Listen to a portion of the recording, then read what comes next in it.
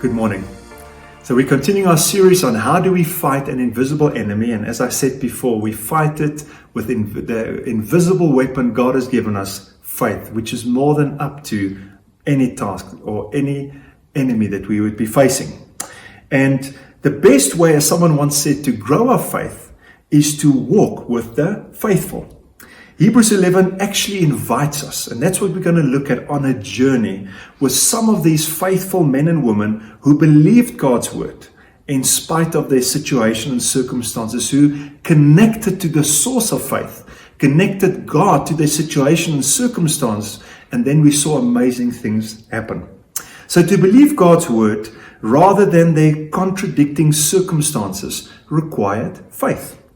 So maybe you are sick in your body right now. So we need to go and find in His Word, what does God's Word say about sickness and disease? Maybe you are hopeless, anxious, depressed. Let's go to His Word and find what does His Word say about anxiety, hopelessness, and depression. Maybe you say, I am concerned about the future. Well, again, God's Word tells us, how to deal with these very things. And so that you see, the reality is we're all faced with some trying situations sometime in our lives, if not a lot of the time, and are challenged to either believe our situation or actually to go to God's word and see what His word says about my situation, rather holding on to that.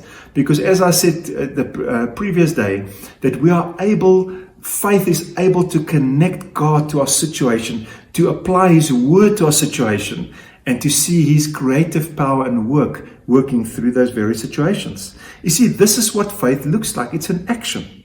Believing and holding on to God's word rather than my situation that I'm facing.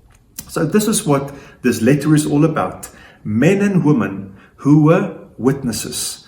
What did they witness? They witnessed God in action. They witnessed as someone switches on an electric device, witnessing the power of electricity.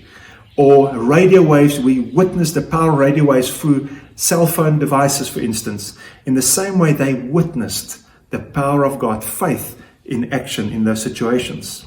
It's men and women who saw the evidence of their faith at work in their lives. Men and women who were able to connect to the source, God, to their appliance, their situation, by hearing His word, obeying His word, and then persisting and holding on to His word until they saw the actual fulfillment. And as you have confidence in the light that will go on where you flip a switch, or that water will come out when you turn a tap, or the chair won't break when you sit upon it, we are called to have confidence in an unchanging God. As He was over time being proven faithful, He is the one who continues to be faithful and we're going to look at how He was faithful in every unique individuals' lives in this chapter and every unique situation that they faced. So He doesn't change. And actually we are being invited, like them, to trust Him, to get to know Him through His word, through prayer, through community, to hear His word over our situation, to obey His word in spite of our situation, and to persist in holding on to His word until we see the evidence of Him transforming our situation. And here's the amazing thing. While we're waiting, God even offers to give us grace and assistance and help to persevere until we see the actual fulfillment.